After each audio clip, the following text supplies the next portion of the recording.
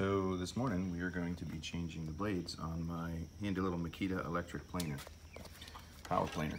This is a model 1900B. Really great machine, fairly simple to use, really easy to exchange the blades. I was looking online, there weren't too many videos on exactly how to do it. There's a couple that are not really doing it correctly either, so here we go. I'm exchanging my blades because I apparently hit something and one of the blades snapped a chunk off. Plus I've been using them for a while, so they need to be replaced. Now these are double-sided blades. As you can see here, there's a groove down the middle, one blade on either side. Be very careful handling them, they're super sharp. Even worn out blades are still very, very sharp. Can cut your fingers very easily. So we're going to start by first loosening these three main bolts that hold this piece in and the blade. Now when you buy the Makita, it comes with this nice little handy tool for removing these bolts. Fits right on there, but for whatever reason, if you don't have that, just use a little 9mm. I can't get it to focus on it, but a little 9mm fits the exact same thing. I've already pre-loosened them, so we can loosen them by hand now and pull them out. Now that we've gotten them loose, this blade can come out. But again, we need to be very careful because they're very sharp. So I just use a small little pencil tip here to push it out enough that I can grab it and pull it straight out. As you can see, that blade is pretty worn. Now since it's broke, I cannot reverse it because it broke off more than that side there. But either way, so we're going to continue to pull these bolts out.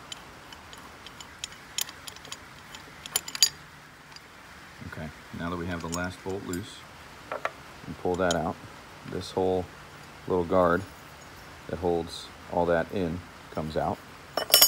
Then we have a little two-piece unit here that can come out. So you've got, the back side has an adjustment guide, and this is the actual piece that holds the blade in. When you flip it over, these little grooves right here are what fit into the grooves on the top side of the blade to hold it in place. So, but as you can see, both those blades were bad. So we're going to now loosen this. So now that we have this free, where we can easily move it with our fingers back and forth, we come over here, which is our little blade holder for the blades. We take a fresh blade, set it in there up against the edge of that with the groove upwards. Now, one thing real quick, these blades are super cheap. I mean, this was $9 for a set of blades. They're tungsten carbide blades, double-sided, really easy to replace like we're doing here, and cheap enough that we can do it every so often and not have to worry about, you know, the expense. So anyway, getting back, we have our blade in there. We're going to set that on there, push the blade. We want to make sure that those little lines on the front set into that groove, because on the back side is where they stick out, and they'll set into the groove on the blade. Then we're going to push the blade up against the edge of the guide, and then we will slide this depth gauge out and back in till it's flush with the back side of this, squared up. Now we know our blade is adjusted correctly. So now we're going to tighten these two screws back down tightly. So now we cannot move this anymore, and it'll still sit flush with that. So now we put this back into the Makita.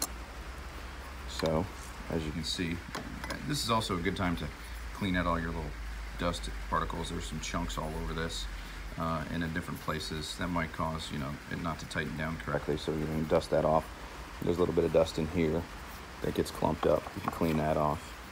But you see there's a little line back there. That is where the back side of your adjuster plate slides into. So we're gonna go in one way, back it up right into that, and we're lined up over the holes. So now we can take our guard, put our guard back over it,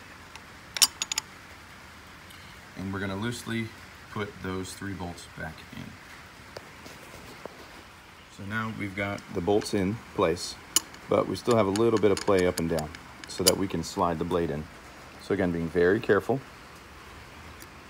we are going to lift up and slide this blade in. Again, making sure that this groove on the blade goes under these 2 lines, which hold that blade securely. Not in front of it, not behind it. Because that is, and we already set that to the right depth using that depth gauge that came with the Makita. And if you don't have that depth gauge, you can get them on eBay, Amazon, fairly cheap, a few bucks.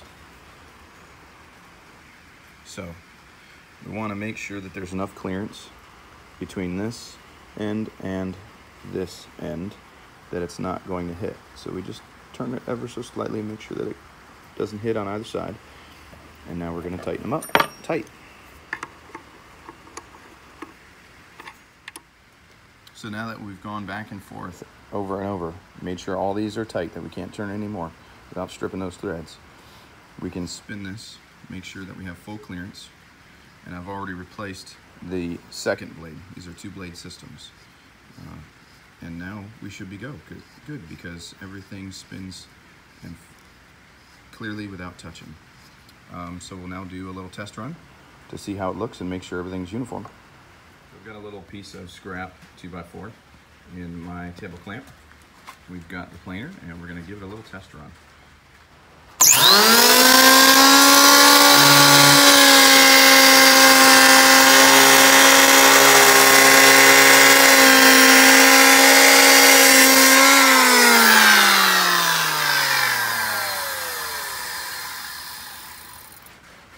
Looks pretty good.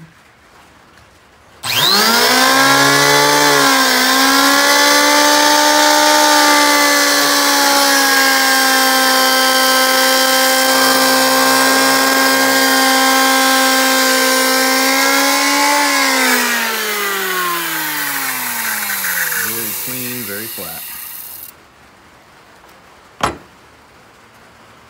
So, that's our replaced blades. I want to thank you for watching. Remember to like, subscribe, leave your comments, and follow me on Instagram and Facebook as well. Love of the Grain Workshop.